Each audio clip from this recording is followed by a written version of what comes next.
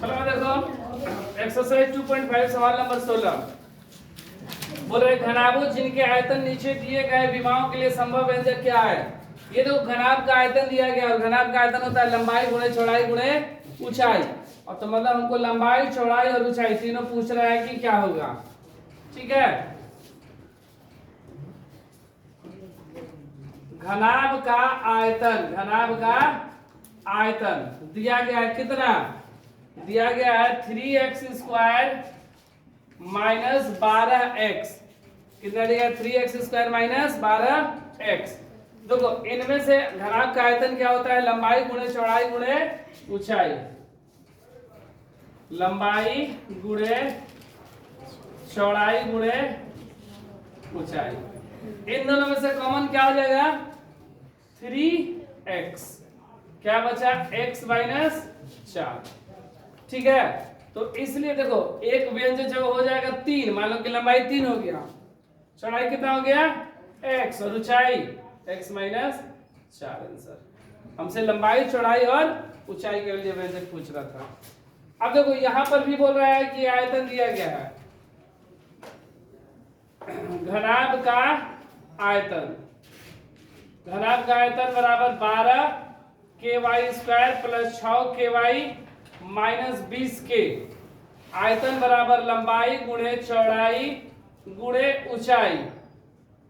देखो गुणा करने पर कितना 20 गुणे 12 240, 12 गुणे 20 240 ना। गुणा करने पर 240 और घटाने पर 6, वो दो संख्या कौन सी है, गुणा करेंगे तो 240 और घटाएंगे तो 6। गुणनखंड कर दो 120 बार में, ये चला जाए कितने बार में 60 बार में, ये 30 बार में, फिर ये 15 बार में, 3 से 5 बार में। तो 5 ये 15 दूना 30, 5 ये 15 ही रहने दो, 2 दूना 4, 8 दूना 16 ना, 16 15 तो 1 हो जाएगा ना। 5 ये 15 दूना 30, 2 दूना 4 दूना 8, 30 में 60 जाएगा तो नहीं। 5 दूना 10, 10 दूना 20, 3 दूना 6 दूना 12, 30 12 6 हमको चाहिए ना, क्या हो जाएगा 2 दूना 4 दूना 8, 5 3 15 दूना 30, 2 दूना 4 दूना 8 8 कितना होगा 6 लाना है, घटाने पर 6 आना चाहिए ना। तो 5 दूना 10 दूना 20 और 3 दूना 6 दूना 12, 20 और 12 8 हुआ, हमको 6 चाहिए,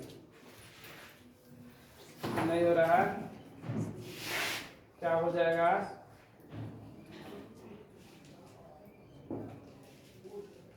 2 दूना 4, 4 3 12 और 5 दूना 10, 12 में से 10 जाएगा कितना बचेगा 10, 5 दूना 10, 10 3 30, 2 दूना 4 दूना 8, 30 में से 8 जाएगा। 2 दूना ये ठीक है ना, 20 गुणे 12, 12 दूना 24, 240 ठीक तो है। 20 60 30 15, 3 5 15, गुणा करने पर 300, 240 घटाने पर 6। नहीं आ रहा ना, छोड़ो नहीं आ रहा, इन सब में से कॉमन ले लेने। कॉमन क्या हो जाएगा 6 के पढ़ा में 20 थोड़ी है, 4 2 हो जाएगा, के हो जाएगा, क्या बचा 6y² plus 3y sorry 3y और माइनस 20। तो लंबाई मेरा कितना हो गया, अच्छा 10 हो जाएगा। हाँ, लंबाई 2 चौड़ाई के और ऊंचाई 6y² प्लस 3y माइनस 10।